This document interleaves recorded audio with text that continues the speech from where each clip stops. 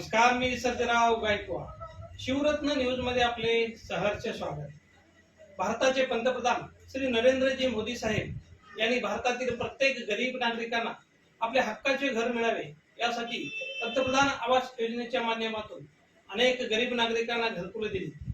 त्याचप्रमाणे तुळजापूर तालुक्यातही अनेक गरीब नागरिकांना पंतप्रधान आवास योजनेच्या माध्यमातून घरकुले मंजूर झाली. परंतु त्या घरकुलचे हप्तेच त्या लाभार्थ्यांना मिळत नसल्यामुळे लाभार्थी अक्षरशः हैराण झालेले आहेत. गेली 7 ते 8 महिन्यापासून त्यांनी आपली घरे पाडून 2 ते 2.5 हजार रुपये भाड्याच्या खोल्यामध्ये ते राहत आहेत. त्यांना लवकरात लवकर आपल्या हक्काचे घरकुलचे पैसे मिळावे अशी मागणी लाभार्थ्यांमधून होत आहे. पाहूयात काय बोलत आहेत लाभार्थी व त्यांच्या काय आहेत अपेक्षा. नमस्कार.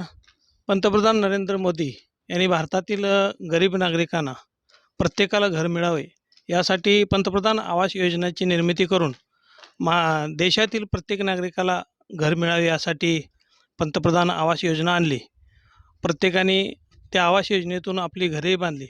परंतु गेली 6 ते 7 महिन्यापासून तुळजापूर तालुक्यातील नागरिकांना त्या घरकुलाचे पैसे अद्यापपर्यंत मिळत नाहीत.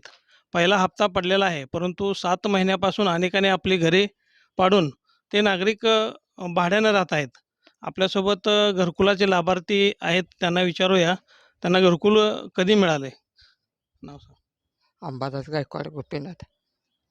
कधी मिळाले घरकुल तुम्हाला? 8 महिने झाले. मग आता हे घर पाडून ठेवलंय, सध्या तुम्ही कुठं राहतात? भाड्यानं राहतो. किती महिने झालं भाड्यानं राहता? 8 महिने झाले. घरकुलचा हप्ता किती मिळाला? पहिलाच मिळालेला. अजून दुसरा तिसरा हप्ता मिळालेला नाही का? पण तिसरा बी नाही, तिसरा बी नाही आता. मग हप्ता मिळत नाही यासाठी संबंधित अधिकारी, ग्रामसेवक साहेब असतील, घरकुलाचे काही तालुक्याचे अधिकारी असतील, त्यांना तुम्ही विचारलं का? नाही विचारायला. आणि आले बी नाही, ते विचारलं तर बी होय होयच म्हणते ते नुसतं. होय होयच म्हणते ते नुसतं. हां.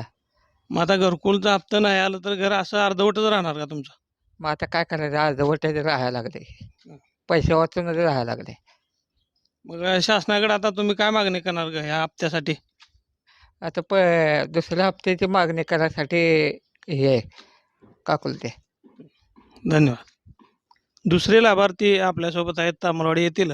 त्यांना विचारावं की त्यांचं घरकुल कधी मंजूर झाले आणि त्यांनी हप्त्यासाठी काय काय केलंय. नमस्कार. तुकाराम मनोहर राऊत.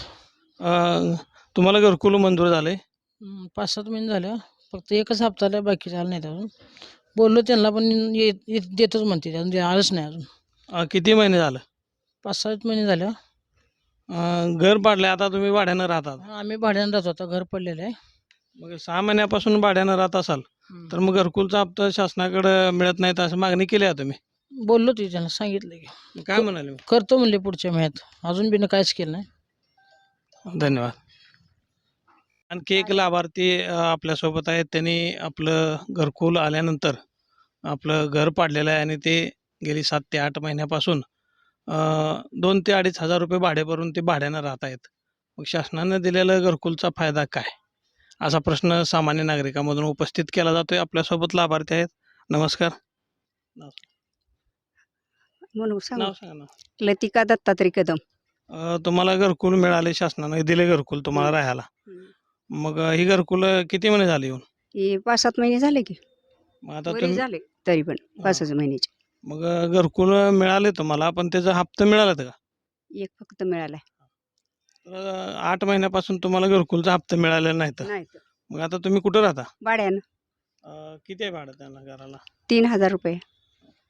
तर शासनाला तुम्ही आता काय मागणी कराल घरकुलच्या हप्त्यासाठी? आमच्या घरकुलचा हप्ता द्या, जसं मंजूर केलंय तसं हप्ता टाकावं त्यांनी. हां. बरोबर आहे का नाही? आम्हाला आमचं घर बांधून आम्हाला राहता येईल. आम्ही कुठलं रोज मजूर करून खाणार, कुठलं भाडं भरायचं?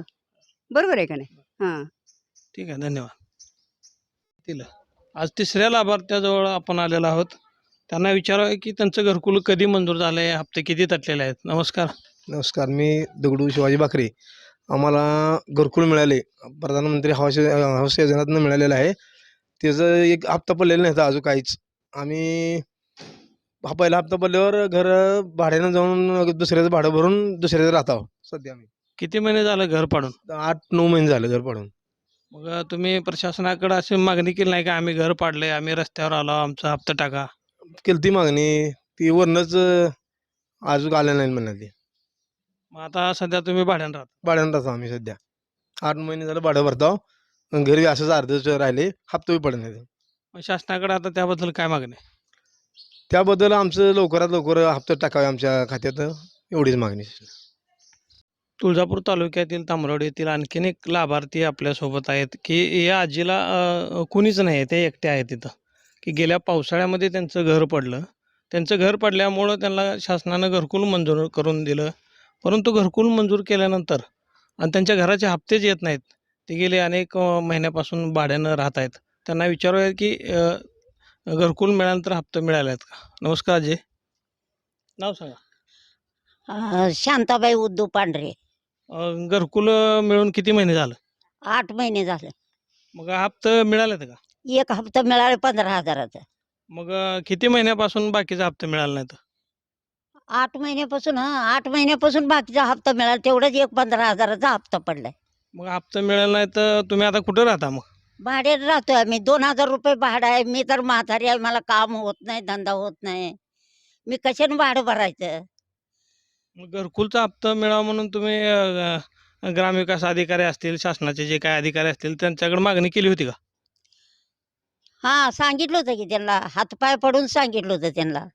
माझं परिस्थिती बेकार आहे, मी म्हातार माणूस आहे, मला काय घर नाही, भाड्यानं राहते, कुठलं भाडं भरायचं, मला काम होत नाही, धंदा होत नाही, म्हणून मी त्यांना सांगितलं की मग आता घरकुलच्या हप्त्यासाठी शासनाकडे तुम्ही काय मागणी कराल?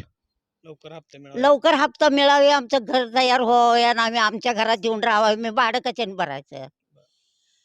म्हणून आम्ही मागणी करायला बघा. धन्यवाद. अशा पद्धतीनं तुळजापूर तालुक्यातील अनेक लाभार्थ्यांना पंतप्रधान आवास योजनेचे जे काही घरकुल मिळाले आहेत, त्यांचे कोणाचे एक हप्ता मिळालेला आहे, कोणाला हप्तेच मिळाले नाहीत, तर कोणाचे 2 हप्ते मिळालेत आणि एकेकाला हप्ते अजूनपर्यंत मिळाले नसल्याने त्याने आपली घरकुलच्या पैसे येतील या हेतूने आपली घरं पाडली आणि ते अनेक जण आपले 2-3 हजार रुपये देऊन भाड्यानं राहत आहेत. तर प्रशासनाने याची गंभीर दखल घ्यावी की घरकुलचे हप्ते का मिळत नाहीत, कशाच्या अडचणी येत आहेत.